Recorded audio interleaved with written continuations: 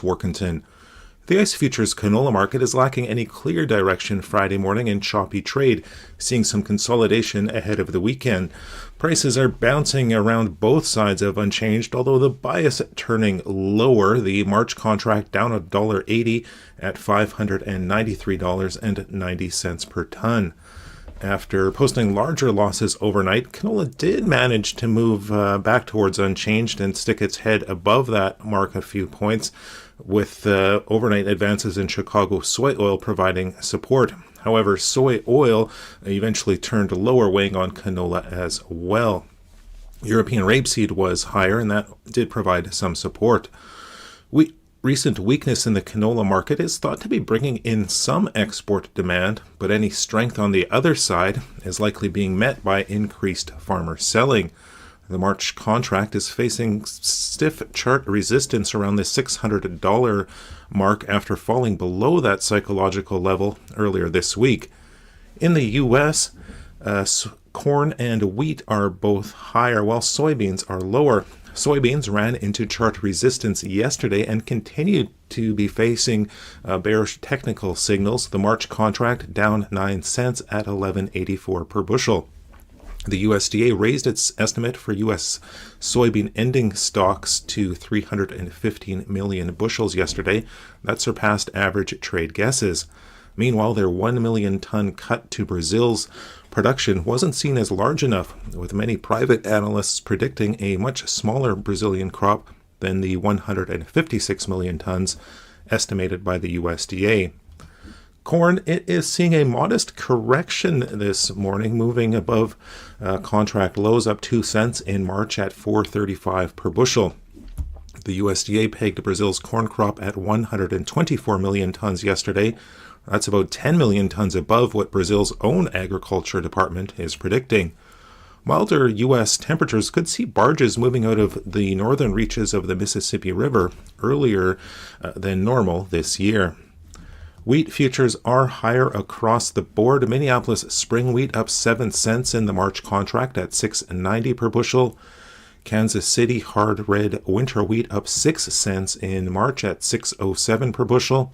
And Chicago soft wheat up 12 cents in the March contract at $6 per bushel.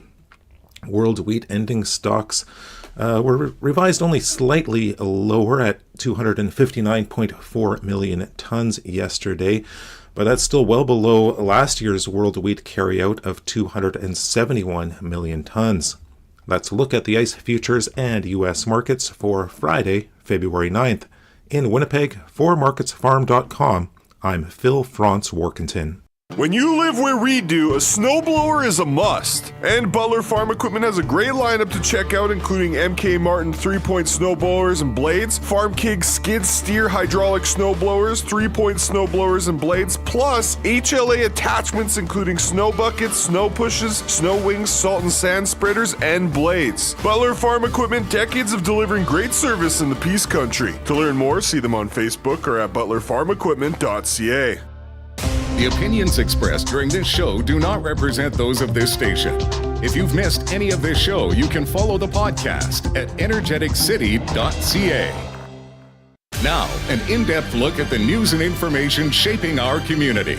This is Moose Talks with your host, Doug Craig, on Moose FM. Good morning and welcome to the show. A little later on, we're going to be chatting with Stage North Theatre Society Vice President Blair Scott. Now, they recently announced, or we heard anyway, that they've hired an executive director, which is a position they haven't had in some time. So we're going to talk a bit about why that came up, who it is, all that good stuff. And also, Blair Scott is directing the Johnny Cash musical Ring of Fire, which is going to go up at the end of this month at the North Peace Cultural Center. So we'll talk a bit about that as well. But first, the Fort St. John International Air Show Society announced this week that they've canceled the air show slated for, I believe it was early August for this year. To talk a bit about why they made that decision and what's in store for the future, we're joined by the show's producer, Sandi Miller. Sandi, welcome back to Moose Talks. Thank you very much, Deb. So we saw the press release, of course, and we did a story about it over at energeticcity.ca. Sounds like there was sort of a lot of factors that came into play in deciding that maybe it just wasn't going to work out this year for the air show. Can you tell us a bit about that and and sort of how the decision got made? Yeah, there's two main factors that went into the decision. One of the ones that we've kind of struggled with, and you guys helped us out with a lot with it last year and in the fall, was that we put out a call for volunteers and people who are interested in helping us organize the show, which we did get a few people step up, which is great. Unfortunately, we just didn't get enough help. This is a show that is put on entirely by volunteers. So we're, the core of us, we all have full-time jobs, we have kids, we have other commitments, and to put on a show the size of an air show takes a lot of time and energy. So we didn't quite have enough people step up and help, which was unfortunate, but we do have a fantastic core of people, and we don't want to burn them out, right? Yeah. We want to keep our core people and keep them happy and keep them coming back to help us year after year. The other Sandy, I apologize. How many volunteers-ish is kind of an ideal situation to put on the air show in Fort St. John? Right now, when I talk about volunteers right now, I'm talking more about the organizing committee. Oh, I see. Right. Okay. So it's for the organizing committee, we would love to have about 10 to 15 people. I see. Okay. We have currently 7 with a couple of extras that help us out. So we're not quite at the 10 point. We need a few more key people that are willing to be there throughout the year. It's probably about a year or so leading up to the show that really we need those roles filled to help organize certain areas of the show. For the actual day of the event, probably about 50 to 100 volunteers. So we can schedule it and everybody's not working all weekend, right? I see. Taking on different tasks here and there. Yeah, and then if you those 10 people you'd hope to have to volunteer, like, has there been people who've moved away who said they were moving on that didn't, that have maybe previously stepped up to help that couldn't for whatever reason this time? You know what? It's one of those things that as life changes, people just their time commitments change as to what they can do. From the show in 2022. We've kept pretty much our entire board. Yeah. We did manage to add a couple people this year, which was great. So we're gradually trying to build and just kind of build up again. In 2022, that show was pretty much a new crew. So a lot of us, it was our first time doing the air show. And so we just need to bring a few more in and get people trained up. And we're really working on trying to create the background that's needed, that it's easier for people to step into those roles, and it's not quite as much work and for them when they do donate their time. Gotcha. And I think the other specific reason that was mentioned was the sort of prospect, even the specter, if I can be dramatic, of another challenging wildfire season. Talk a bit about that decision. I mean, we saw what it was like last year. Extreme drought we're in right now. We have no snow. It could be bad, and it could mean that things like this would have to be canceled if there's too much smoke in the air, right? Exactly. And I will preface this by saying I'm not an expert on the wildfires, or I don't know a lot of the current situation. But the people that we do have involved in the show, they do know that it's forecast to be not the greatest summer. It is dry. And of course, our airport gets extremely busy when there is wildfires, right? We've got the tankers that go through. We've got smoke jumpers. We've got the helicopters and everything coming and going constantly. So the last thing those people need is for us to be in the way and taking up space for a couple of days. I wondered if this was a decision that the board made independent of outside advice. And what I mean by that is, was there ever discussion with other air shows in the piece even, right? Maybe, I don't know them offhand, but like Redbury, other areas that are also sort of in a similar situation where they're thinking, I don't know if we're going to be able to pull this off for a similar reason this year, because we're concerned that wildfires might just cause us to cancel it anyway. Was that something the board did and reached out and have you heard from other air shows maybe making the same consideration this year? Actually, yes. We do work fairly closely with the Vanderhoof Air Show. So they tend to schedule, for the last couple of years, they've been the week after us. I see. Which they were scheduled to be again this year. So we do work very closely with them and have conversations on, resources and trying to coordinate the performances that come in, just because it helps save money. Grand Prairie is running a show the week before ours, so that would be Our show is scheduled to be August 3rd and 4th, which is the August long weekend this year. So Grand Prairie is running the weekend before us.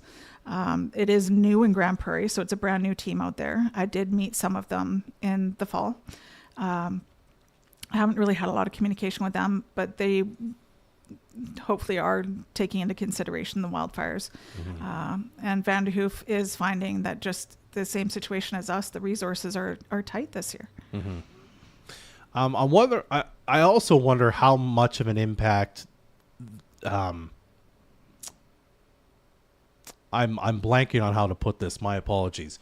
The fact that you weren't able to line it up so that snowbirds were available. They were booked already. The sort of the same weekend you'd planned out. That was announced kind of in the fall that we wouldn't have the snowbirds. The CF-18 Hornet was going to come though, if I've got that right. Do you think that played a bit of a role in this too, and that you didn't get the big star of kind of the air show circuit in this country? You weren't going to be able to bring them in. Did that impact the decision at all to cancel, do you think? It was, it was sad to know that they weren't going to be able to come, especially because as a group we had set our dates very shortly after the show in 2022, knowing that this year is actually the 100th anniversary of the Royal Canadian Air Force. So we knew ahead of time that it was going to be a very busy schedule. Yeah. The Snowbirds do try to hit as many Canadian shows as possible. And that's why all of the Canadian air shows actually try and work together to set the schedule. Yeah. So we do really have conversations, and we have people trying to make sure that we don't have multiple Canadian shows on the same weekend. Yeah, so no one's competing for the snowbirds. Exactly. So because if there isn't another show that weekend, then you're pretty much going to get the Snowbirds and the F-18. So this would have been the first year the F-18 would be here since 2017. So it would have been great to have them back. Have that team back. I actually met the pilot at the conference in Las Vegas in the fall, so he was a great guy. But to get the Snowbirds, unfortunately, Manitoba decided to announce and schedule their show on the same weekend as ours, and they are considered a military show, so the priority for the Snowbirds was to go there instead of coming back here. I see.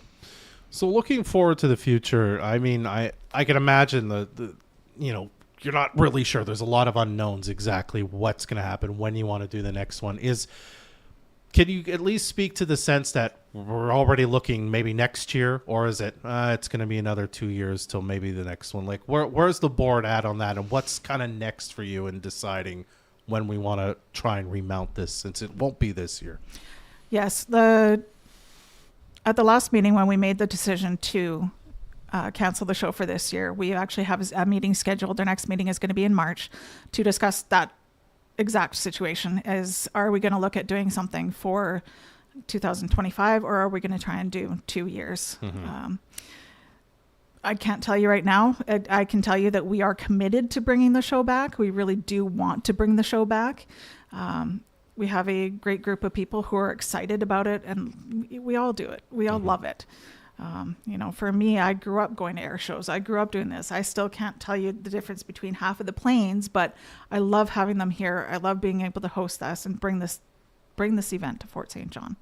Now, I could speak for a minute for people listening who are like, I might be able to help out, but I don't know anything about planes. I think that's an important point, what you just said. You don't need to be an expert on aircraft in order to help plan and run an air show, right? That's exactly the point, Dub. Thank you for bringing that up, because I try to emphasize that to people, is that we don't need people who know everything about planes. Yeah, you don't need to be a nerd about planes to be involved. No, I mean, yeah, exactly. Look at me. I nod and smile. I'm learning as I go.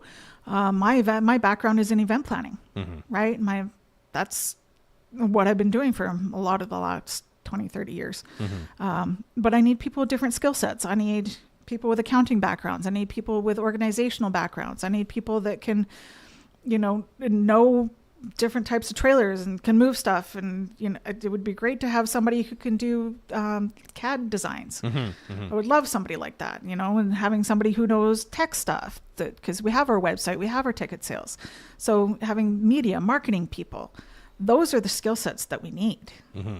All right. Well, I think I speak for a lot of people when I say I was obviously disappointed that it won't happen this year, as you are and the board is, hoping to hear a good announcement soon about what happens next year. So I hope we have some good news for you soon. Like I say, Excellent. we're really excited to bring it back, and I hope that we can do that for Fort St. John. Absolutely. Well, Sandy, thank you for taking a few minutes to talk with us this morning. I really appreciate it. All right. Thanks, Doug. You're very welcome. That's Sandi Miller, the producer of the Fort St. John International Air Show.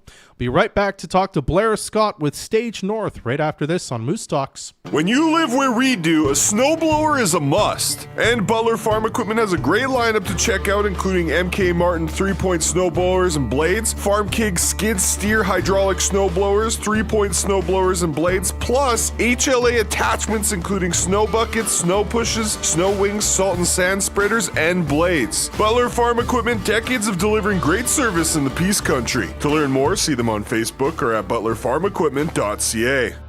What do you want to give, boys? I'm going to give 300. Set your clocks. Rhythm Auctions is having a surprise timed online auction this Monday at Rhythm Auctions Limited in Charlie Lake at mile 54. Log on to their website, rhythmauctions.com, and get registered for their upcoming timed online auction this Monday. That's right, get your bid on a limited quantity of unused assets. Register today at rhythmauctions.com for their online timed auction this coming Monday. You want a real romance this Valentine's Day. You want the Just Jack's Valentine's Dinner at Chance's Fort St. John. Hi, it's Leanne from Chance's, and we've put together a truly amazing experience to celebrate your love this Valentine's Day. Join us at Just Jack's and enjoy a romantic meal together for just $125 for two. Start with a cheddar ale soup and warm tiger prawn salad, followed by a mouth-watering entree of beef tenderloin wrapped with bacon or a stuffed salmon fillet. You'll both enjoy a mousse chocolate truffle cake for dessert. Plus, you can choose a bottle of red, white, or sparkling wine to go with your meal. Reservations are encouraged, so call to book your table today. The Just Jack's Valentine's Dinner at Chance's Fort St. John, your place for entertainment and romance. And if you pop over, try your luck after dinner, remember to use your game sense. Know your limit, play within it. Visit chancesfsj.com. We're all looking to save money on food, right? Well, KFC has your back. For a limited time, KFC is bringing back their $10 meal. Yes, 2 meals for just $10. You'll get 4 pieces of chicken, 2 individual fries, 2 individual popcorn chicken, and 2 dipping sauces, all for just $10. Got a family of 4? With KFC, you can buy 2 meals and feed the whole family for just $20 bucks. The $10 meal for 2, available now for a limited time only at KFC, 100th Street, Fort St. John. Watch this show live on Facebook or download the podcast at energeticcity.ca. Welcome back. I'm Dub Craig. Now we're here to talk a bit about Stage North Theatre Society. They've hired a new executive director recently. It's been some time since they've had one, and they've got a play going up, Ring of Fire, the Johnny Cash musical, coming up at the end of the month. So here to talk about it as the vice president of Stage North Theatre Society and as the director of the musical, we're joined by Blair Scott. Blair, welcome to Moose Talks. Thank you very much, Dub. Thanks Good to be here. Thank you so much for stopping by. Tell us a bit about this executive director. It's Emry Mika, who I think everyone knows very well in the theater community here. Yeah, so we, as you know, we're a nonprofit and we have a small board, and there's a lot of work that goes along with nonprofits, and we're all volunteers. So the work we try to distribute as much as we can, and you know, sometimes we need someone to keep us on task, and so we've got the executive director Emry back in the fold, and you know, she'll be helping us out with just the leadership of the board and fundraising and board development programs and stuff like that. You know, we hired her in January. She's done a fabulous job already. We've got lots of stuff coming up, and yeah, I mean, as a volunteer board, you know, sometimes without people keeping you on task, you tend to just slough stuff off to the side. But Emry will keep us up to speed and keep us rolling. Now, I know in this town, when you mention the arts, you don't have to talk for very long before Sue Popescu's name comes up, of course. You were saying right before we went to air, she was sort of doing this job right before kind of COVID hit, and she passed away, unfortunately. Yeah. So Sue was heavily involved in Stage North since 1977, its inception.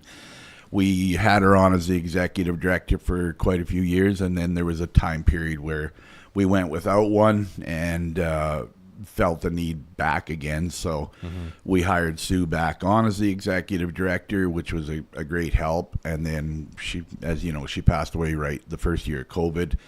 And we weren't doing much in COVID anyway. We were kind of shut down. So, we went that 3-4 years without one. And now we're clawing our way back, and we're bigger, badder, better. And was the idea, Blair, like you just hadn't met the right person maybe to do the job kind of as things came back after COVID, and you were like, well, we're going to have this person eventually. We just don't know who they are yet and who would want to do it, I suppose. Yeah. I mean, it's not something for everybody. And what we've found kind of in the past is we've tried some executive directors that weren't sort of, for lack of a better term, theater people, and it sort of didn't work. Emry is a theater person. She was a teacher at the high school for the drama club there, or the drama program, and she knows kind of all the aspects of our group, and so it was just a perfect fit. And I mean, you've sort of explained kind of what her mandate is. I guess my question is, in a larger view, what is she going to bring now to the theater company that maybe has been lacking since COVID? I mean, you sort of mentioned that sometimes things get missed or overlooked because everyone's got full-time jobs already, volunteers. It's all volunteer run. She's going to help pick up the slack and make sure, Blair, you said you'd do this. We need this kind of sort of a thing. It's keeping the board on task, keeping us up to date on everything. But one of the big things is helping out with fundraising. Sue, if you knew her, she did a remarkable job in fundraising. She started the hospital foundation, all of that stuff. But that's stuff where we lack, and we need to get back into doing that sort of thing, and the fundraising and the programs, and for the programs for the kids that we've started. That's most of it. How have those programs been going, by the way? Really good. Yeah. Because I do remember them sort of when I first moved here, which was basically right before COVID, some of them, but they've really come back in the last year. I'd say the last year or so. We've got, we're rehearsing for Ring of Fire at night, and we've got a parade of kids coming through to do some workshops and stuff with on Taylor auditioning and acting and all that kind of stuff. So the programs are really picking up. The kids we talk to, they're loving them, and adults. We've had adult programs too, and they've been really successful. All right. Well, let's make sure we talk a bit about Ring of Fire. I mean, this was supposed to happen last spring, if I remember right. Correct. You guys decided to postpone it. Talk to me a bit about the challenge in, like, I don't know if when you postponed it, if you knew for sure it was going to come back or not. But in sort of the challenge in, okay, we're going to take some time off and then we're going to remount it later. How many people did you have to recast, replace, that sort of thing, or did that kind of work out this time? So we did recast some. So when we postponed it for a year, we definitely knew we were postponing it for 1 year. Yeah. And it was one of the singers that I had lost, and I really wanted that person in the show. So that was sort of the caveat of it. So we did in that time period, we did end up losing a couple of cast members. One went off to Vancouver to university, and another one just felt his time frame wouldn't work. But the cast we do have is fabulous. We have, I don't know if people remember Buddy Holly and Patsy Cline that we did. Mike Sowers played Buddy Holly. Mike Sowers is back with us in this Ring of Fire show. And Brianna Harrison played Patsy Cline, and she is in Ring of Fire as well. Skylar Roselle, who is in Buddy Holly, he is in Ring of Fire as well. So it's kind of like getting the band back together sort of thing. It's fabulous. We got Christy Stevens, local talent in town as well. And then we got Abby on violin, we got Michaela on bass, and Ben on drums, and so it's a good cast, a great cast, and it's a lot of fun. Yeah. When did you kind of get back to it then? Like, again, you said you knew it was going to be for 1 year, so did you ramp up rehearsals then, kind of, I guess probably before the New Year you had to for a musical? Yeah, we were going in November. Yeah. We went decently in November. December was sort of a half, and then we took the last half of December off, and then it's been full bore since then. Yeah. Did you and the cast find, at least the cast members who kind of stuck around, you'd done enough work beforehand that you could kind of pick it up, or was it no? It's like starting all over again. It is like starting all over again. I mean, to be fair, we weren't that. We were still a few months away from the previous year, like of the show going on, so we weren't that heavy into it yet. So yeah, so no, it was definitely like starting all over. Did you find you made some different decisions that maybe you weren't planning for? 100%. Yeah, you made some changes to what you wanted to do. We have more musicians than I had originally planned for. That's the biggest one. More people on the stage playing instruments. Awesome. All right. Well, I believe our tickets on sale now for They are at the Cultural Center. You can go on the website to the North Peace Cultural Center, and they're on sale now. That runs February 29th. We open on leap year, which that's kind of cool. And we run two weeks, 8 shows, 2 matinees on the Saturdays. So if you can't make an evening show and you got an afternoon to kill, come on out. It's awesome. It really is. It's a show. Awesome. Well, I'm looking forward to seeing it. And Blair, I'm really grateful for your time and your perspective on what's happening at Stage North today. Thanks so much for coming by. Thank you, and good to see you. Very welcome. All right, that's Blair Scott, the Vice President and Director of the Ring of Fire musical for Stage North Theatre Society. We'll be right back to wrap things up on Moose Talks right after this. Get ready for the High on Ice Winter Festival, presented by Peace Country Rentals, February 16th to the 19th on Family Day weekend. Join the fun on Friday the 16th and Saturday the 17th at the Festival Plaza for Frozen on Tap. Enjoy an evening filled with local breweries and live music, plus you can win prizes with High on Ice Winterfest trivia. You may even get the chance to say hi to the professional carving team. Frozen on Tap, the 16th and 17th at the Festival Plaza. For more information, visit fortstjohn.ca/ice. Don't miss out on the news and events happening in our community. Sign up for the energeticcity.ca daily newsletter, Peace Politics newsletter, and FSJ Today events newsletter, and get everything Fort St. John in your inbox. The newsletters are free, and you can unsubscribe at any time. Find out more at energeticcity.ca/newsletters.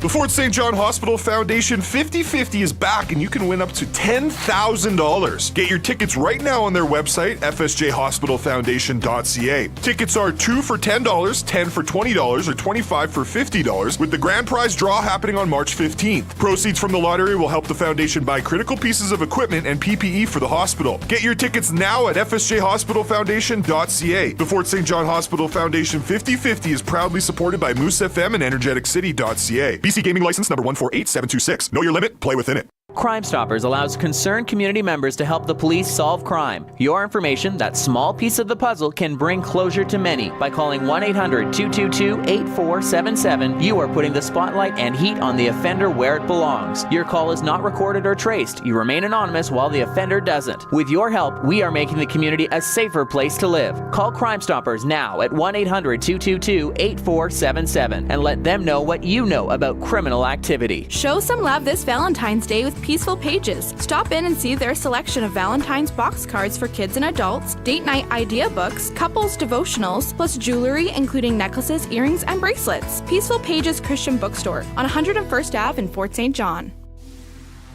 Moose Country weather. Today, a high of -8, sunny skies. It's going to feel like -20 with that wind chill, though, so bundle up. Later tonight, -7, chance of flurries. Those light flurries carry on until tomorrow morning with a high of 3 degrees. Tomorrow night, -4, clear skies. And then on our Sunday, we're going to see a high of -3, cloudy skies. Our community first. This is Moose Talks with Dub Craig on Moose FM. My thanks to our guests today, Sandi Miller and Blair Scott, for joining us. Make sure you stay up to date every morning with local news delivered straight to your inbox. You can sign up for the energeticcity.ca newsletter right now at energeticcity.ca/newsletters. You can also keep up on local municipal government politics with our Peace Politics newsletter. Sign up for either or both at energeticcity.ca/newsletters. That's our show. Jordan Prentice and Trey Lopushinsky are the producers of Moose Talks. I'm Dub Craig. Be well. Join us next Friday at 10 a.m. for another episode of Moose Talks, a weekly talk show about Fort St. John and the North Peace.